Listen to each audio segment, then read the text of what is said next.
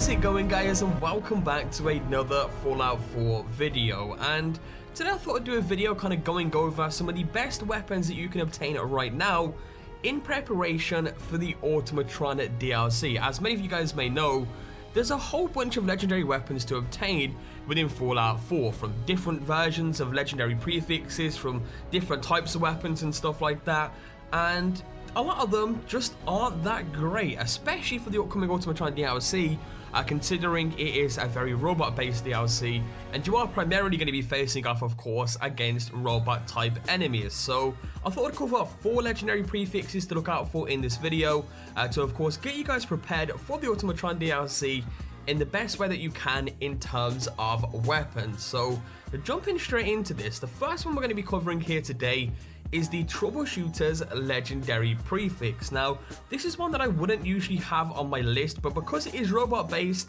and the Troubleshooter's legendary prefix, for those of you who don't know, gives you 50% extra damage to robots, this really is one of the best legendary prefixes that you are going to want to look out for to do with the Automatron DLC. I mean, you know, that 50% bonus damage against robots is definitely going to be a huge help on any weapon that you obtain with this legendary prefix on. Now, in terms of weapons to use this on or to find this on, it really is based on your character build. I mean, if you play a very sniper-based character build, finding a sniper with the Troubleshooter's legendary prefix on it may be best for you.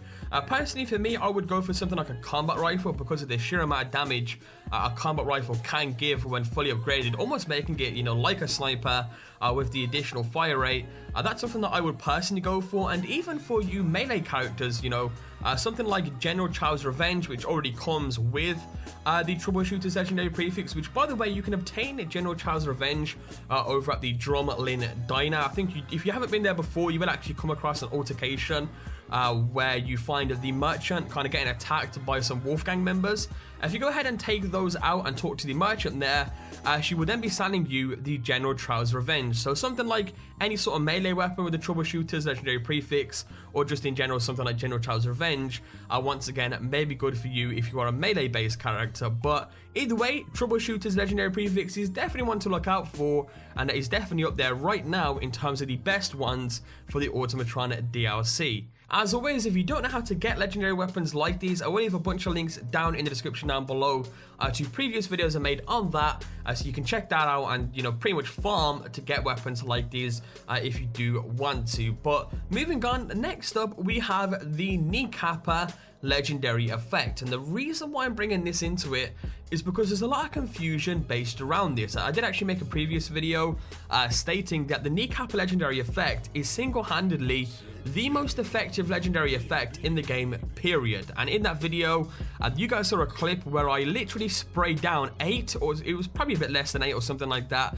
but there was a bunch of legendary Deathclaws in front of me, and I was literally using an auto pipe rifle, sprayed them down, and they couldn't do anything. They was out in seconds for me then to switch to a different weapon and take them out with. And what it does is it essentially gives you a 20% chance to cripple the target's leg. And basically, when you have this on a weapon that has a very high fire rate, this is not based on damage whatsoever. This is entirely based on a weapon with a high fire rate. You can just imagine how quickly you're going to cripple the target, and that is why it's the most effective in game. I mean, any enemy in the game you can cripple within seconds, and it does work on robots. I've seen a lot of confusion, people saying, you know, this probably won't work on robots, or does this work on robots and stuff? Well, it works on robots. It works on any enemy in the game, and you will have them crippled literally in seconds if you do manage to get your hands on a weapon like this. So definitely something to look out for. I mean, crippling your target is definitely something that will help you out in, you know, in any situation really. So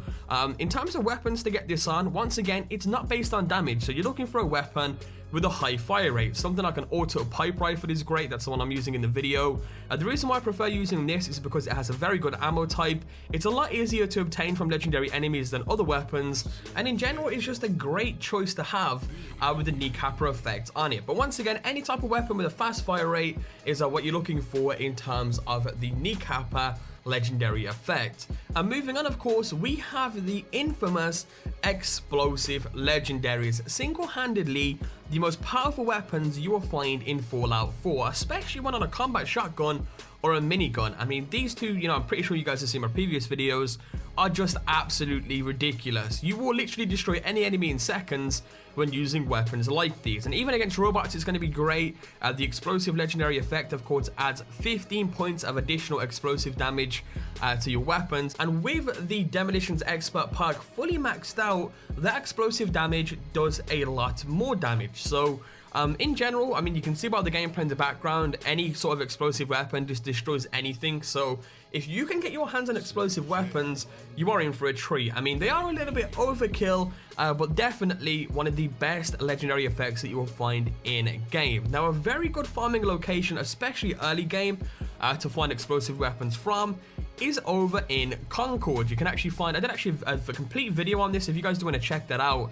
I would leave it linked down below, but there's essentially a location in Concord where you can come across legendary enemies very early in game. I actually managed to find the explosive double barrel shotgun down there, so that is definitely one to look out for. But other locations may be good for you as well if you are higher level. Once again, everything down in the description down below to do with legendary farming. And finally, we have the 2-shot legendary prefix or effect. You guys may know that this is definitely up there in the top 3 best legendary effects in the game. And the reason why is because, I mean, it's pretty much in the name. It literally shoots out 2 bullets for every one. So if you have this legendary prefix on any type of weapon, you're literally going to be shooting at 2 bullets, but it's only going to be taking 1 out of the magazine. And of course, this pretty much gives off a double damage effect on your weapon. You know, a very good weapon like this is the Overseer's Guardian, which is very, very easy to get. Very early in game as well, over at Vault 81. If you want another location for the Overseer's Guardian, I would leave it linked down in the description down below. But 2-shot on any weapon really is good. I mean, if you can get your hands on a 2-shot Ghost Rifle, that is a very, very good weapon to get your hands on as well.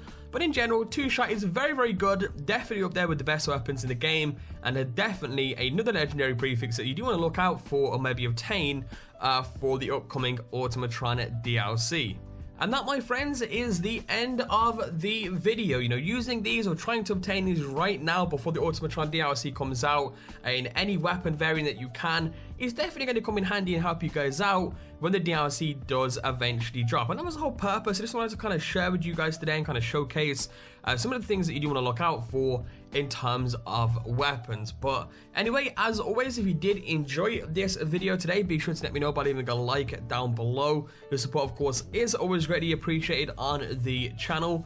Do remember there is giveaways being hosted right now, so if you are interested in winning not only a Fallout 4 Season Pass for the winner's platform of choice, but a bunch of different items as well, check the links down in the description down below to that, and I'll catch you guys next time with a brand new video. Peace out.